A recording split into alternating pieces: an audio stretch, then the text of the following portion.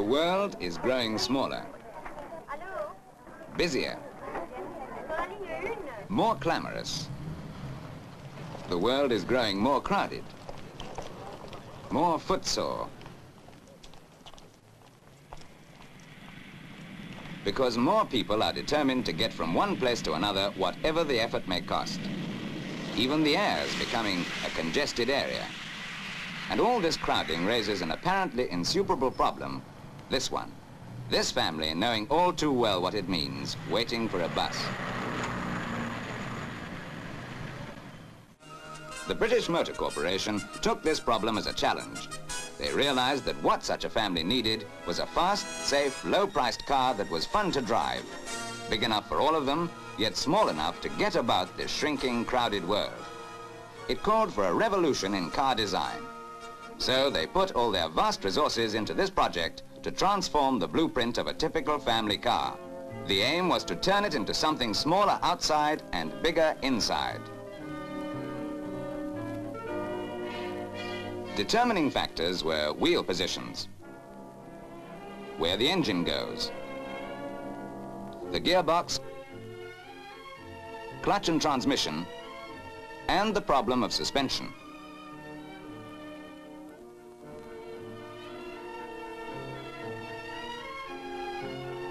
Alex Isigoni, the brilliant designer, faced the task of producing a car with a better ratio of interior space to overall dimensions than had ever been attempted before.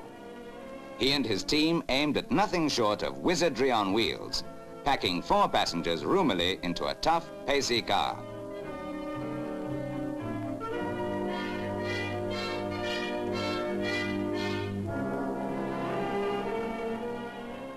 Their starting point was that blueprint of a conventional 12-foot car. They began by cutting it down to 10 feet overall and putting the 4 wheels at the extreme corners. And next, the boldest step of all, placing the engine across the car, the crux of the revolution. The engine they chose was the famous 850cc Morris Minor engine, one of the most successful that BMC have ever produced.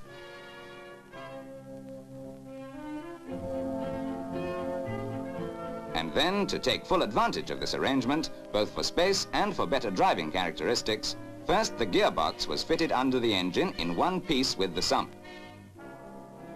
Next, a compact front-wheel drive was decided upon.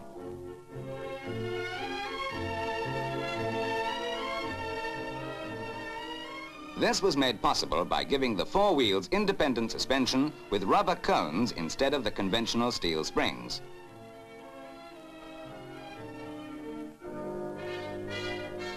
Thus, all the working parts of the car were disposed of in remarkably little space, leaving room for an astonishing amount of floor space and ample seating for 4 adult passengers.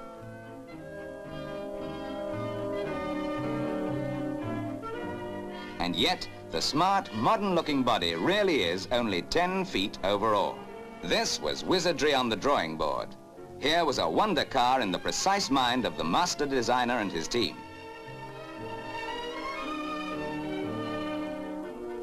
But it didn't stay there for long. Prototypes of all the components were made and assembled into a handmade body, and the first tests began. On a disused airfield converted into a grueling test track, prototype mini-miners were put through preliminary tryouts.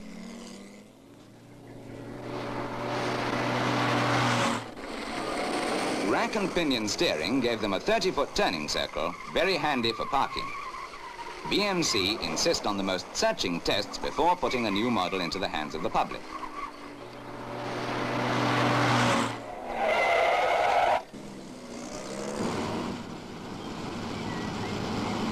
Over rough track to see how the new rubber suspension stands up to the shock. At speed to see how the hydraulic brakes grip the little wheels. Tests that go on and on.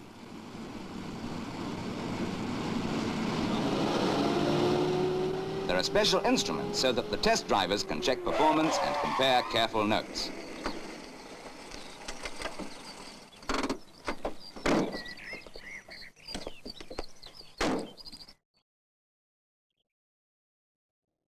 cars are tested in all conditions on the track.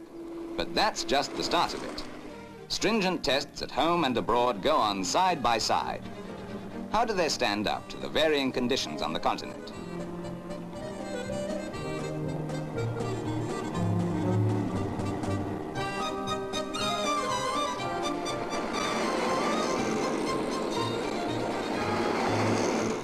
Hour after hour on Norway's icy slopes.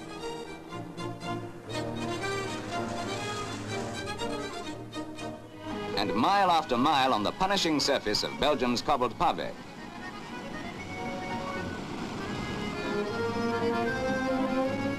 You don't pull up for petrol very often in a car that does something like 50 miles to the gallon, even at a steady 50.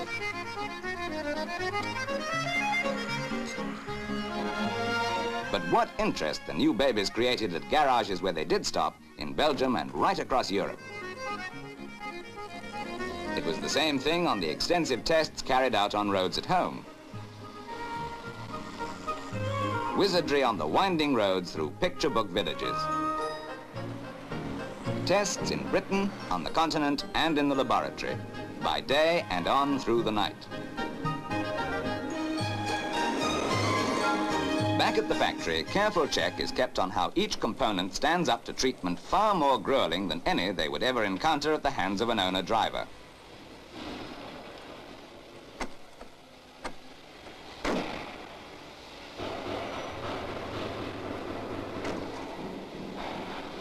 A secondary advantage of the space-saving east-west placing of the engine is its easy accessibility for servicing.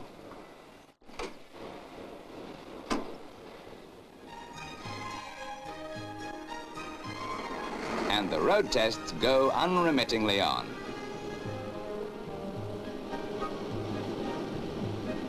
Weaving through boot-laced byways in Britain and blazing along the interminable ribbon of a German autobahn. No motorist in his senses would flog a car the way these test drivers thrashed the new baby prototypes, deliberately. 56 miles an hour. 60. And faster.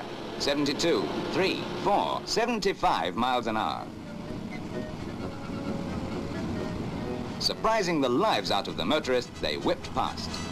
There were so many new and unconventional features. While the cars were tested at home and abroad, individual components were being tested to breaking point in special laboratory machines, the rubber suspension cones.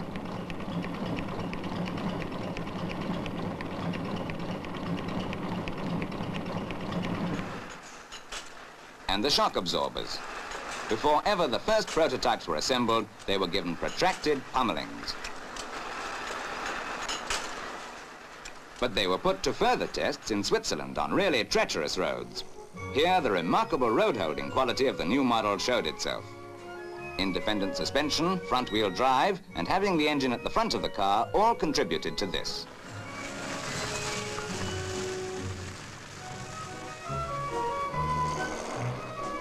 Watch them on a sharp bend. On any reasonable road, the Mini Minor cars corner with ease at 50. And water cooling provides a heat bank for effective heating.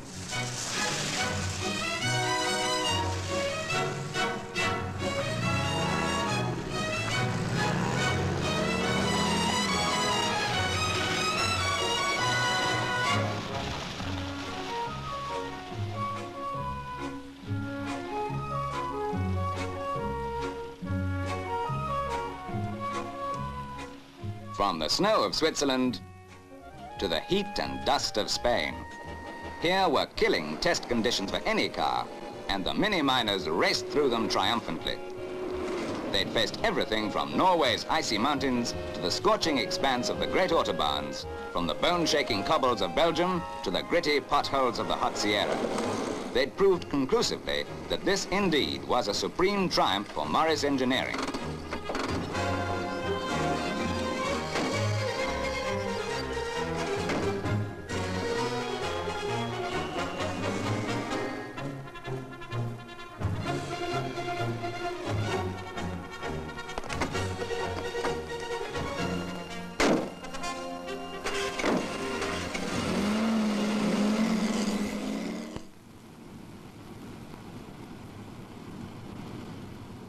Here Here was the forerunner of a brilliant new line in motor cars cruising home through the English countryside.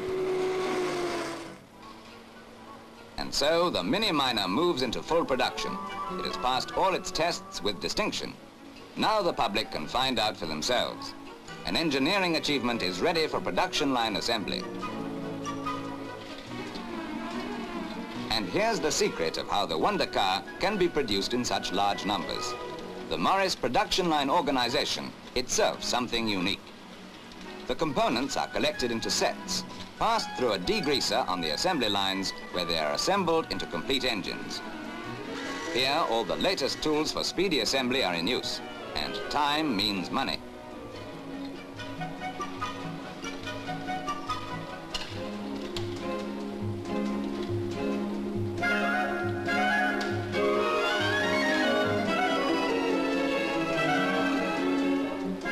This operation saves a motorist part of the tedium of running in. The engine is driven electrically, automatically fed with a special running-in lubricant while it is still on the bench. Thus, the pistons are scientifically run in before ever the compact engine is fitted into the car.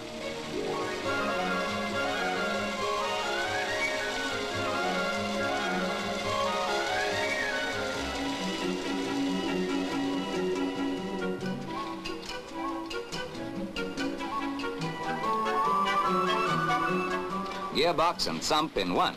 Real space-saving brilliance.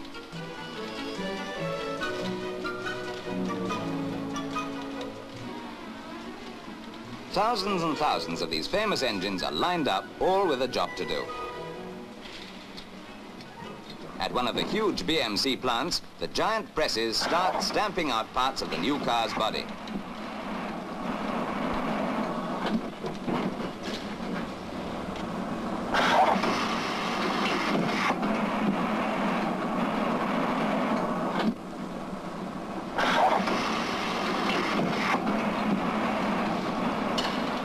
Another fine Morris motorcar body is on its complicated way to assembly.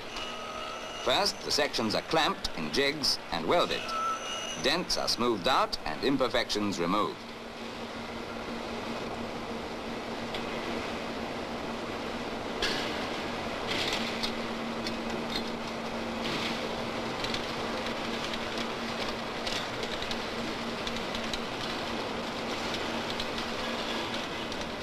The undercasing of the new car moves overhead here, where there are always parts, components, making their electrically controlled approach to the assembly line.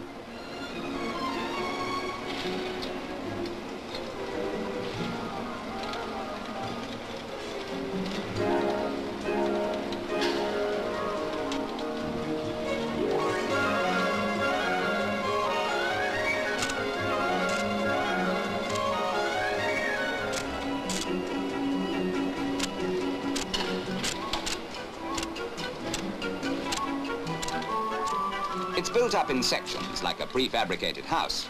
Only no house ever had such a large ratio of internal space to external measurements. Now, on an ever-moving line, in complete sections, the shell of the new motor car builds up.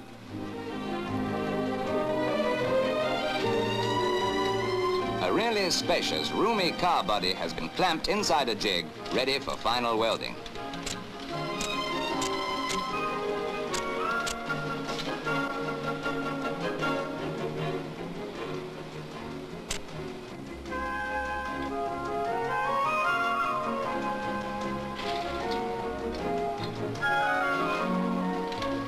After assembly, again the inspection to see that the body is ready for painting.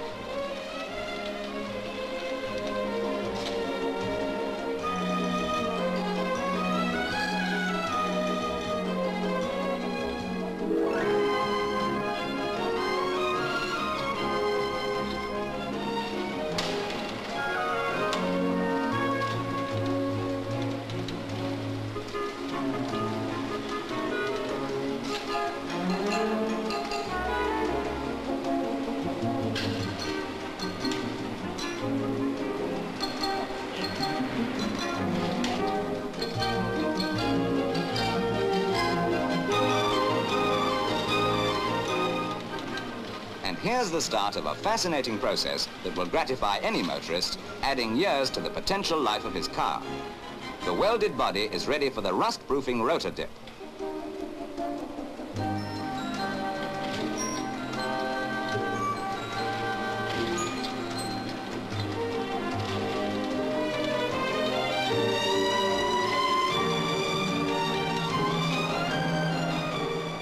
Gripped like a chicken on a spit to go first through steam jets to be cleansed. Then into hot air blasts to get it completely dry, and so on to complete submersion in the rust-preventing bath.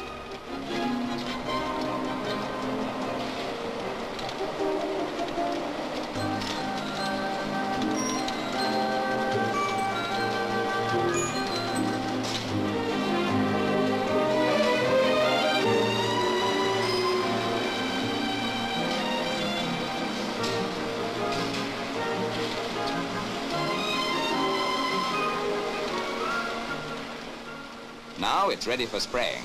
The human element invades the automation of the production line in a big way.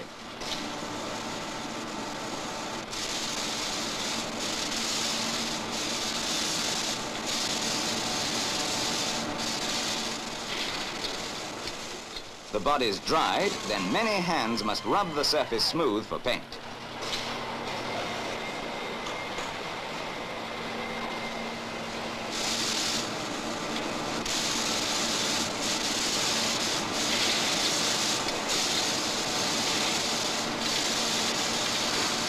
Hands and eyes work on each and every body. There's a suction device in operation wherever the spray guns are used, which clears the air continuously.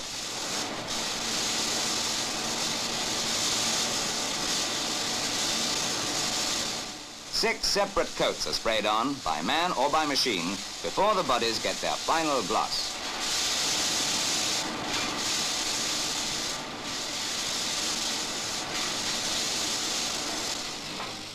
In another section, the trim shop is geared for big-scale production. Tailored upholstery adds luxury to comfort.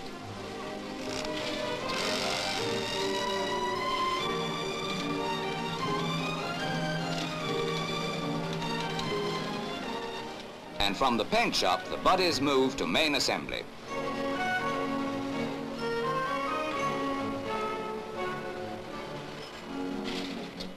Here, the harness of electrical wires is fitted and joined up.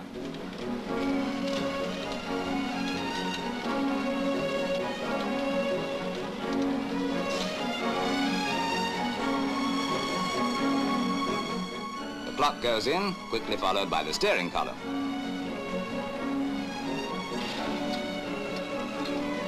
And finally, the front grille.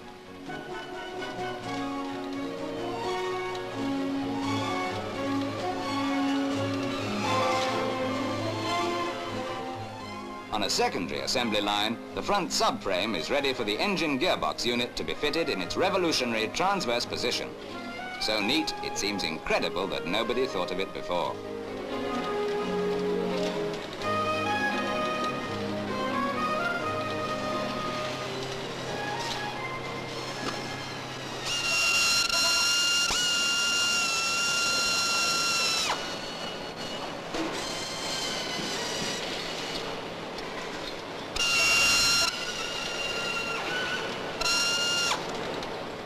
The rear subframe is comparatively simple. Here, again, the suspension was the main problem, solved by the adoption of a variable rate system using rubber in compression. The rubber cone needs only a little damping, which gives it quite exceptional endurance.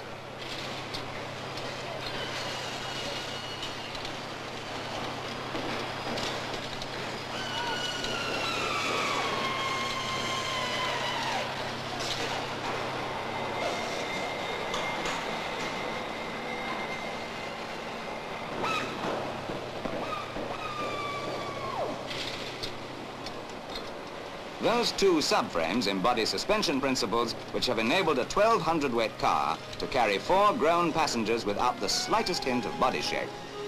They are now transferred to the main assembly line, connected together in position.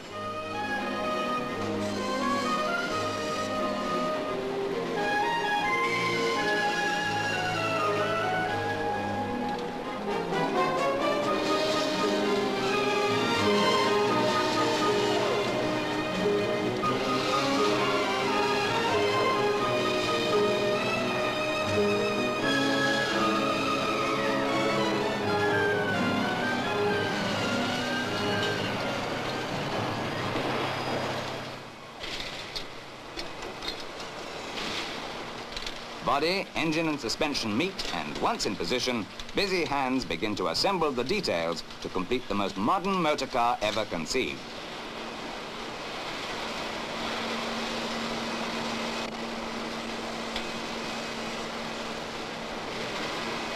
A special chord formation has given the small diameter tires about the same long life that you get with good conventional sized ones. The Morris emblem with the famous Cowley bull is put on, then the seats are added under the watchful eyes of inspectors.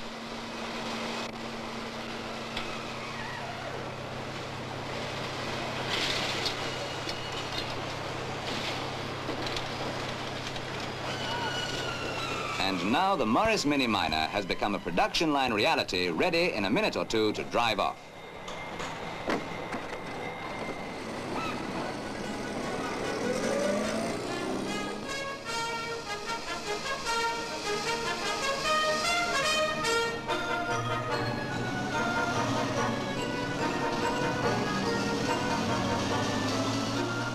The gears work, everything's in order.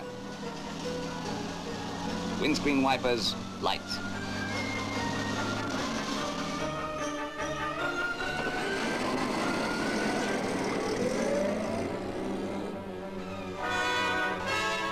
Just the final alignments, correcting the track and focusing the headlights.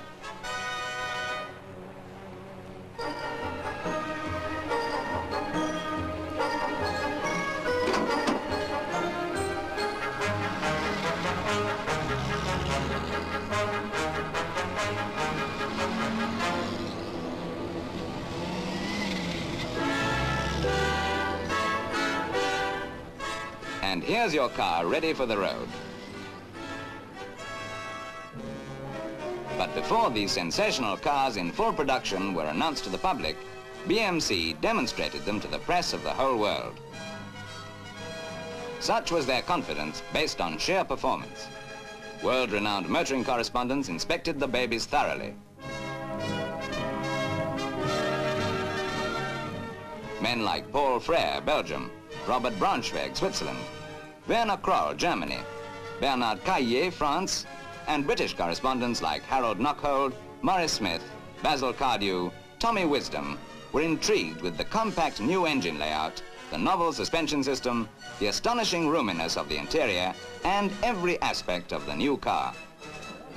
These motoring correspondents took the new cars and drove them and saw for themselves how the clever suspension and the new engine position gave them a spacious car with such a wonderful ability to hold the road that they were a zippy joy to drive.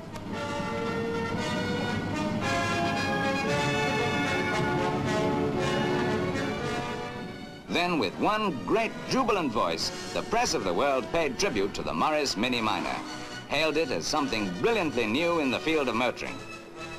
For see what they said. Some baby, great car sensation. The Little Giant, it's a people's car that opens up a new era in family motoring. These new cars are sensational.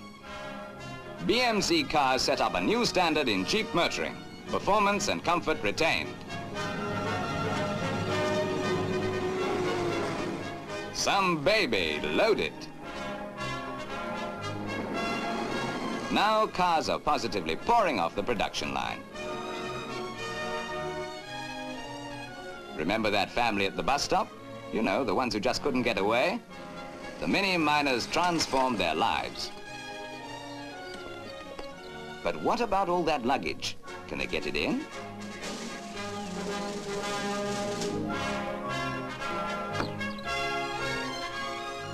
Well, there's the back shelf for the radio and Mum's hat box.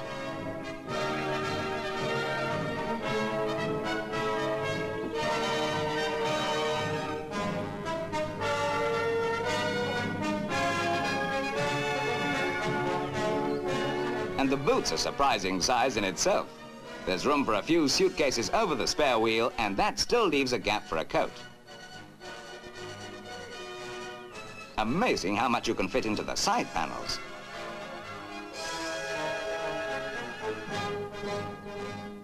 And under the seats.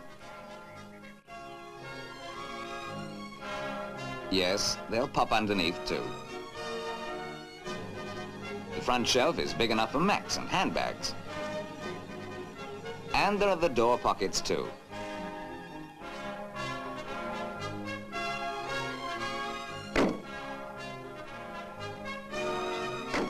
And we're off. But tell me one thing, what's Dad reminding them about? Why, those days before the mini miner came into their lives.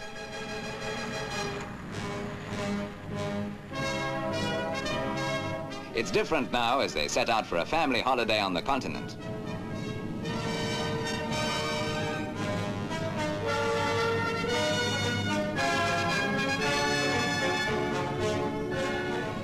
Even jam-packed London's no real problem. You thread your way through the traffic with complete ease. Weaving through the heaviest of traffic with the ease of a motorbike. And away you go.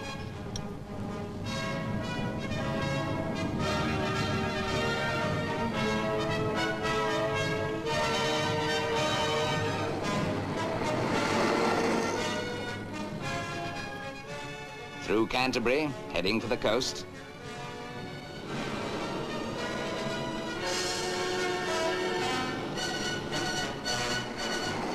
The Dover Road. You're on your way to the perfect holiday. You're in a car that has been built to your personal needs and means. Now there's nothing to delay you or thwart your happiness.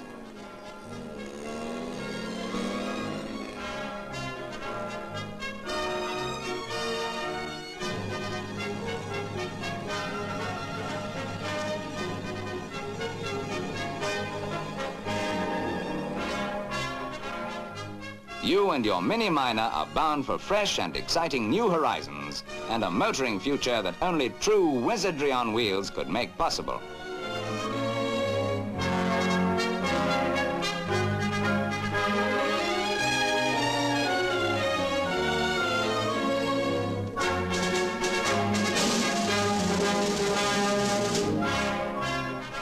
This car was awarded the Dewar Trophy in 1960 for the most outstanding British technical achievement in automobile design.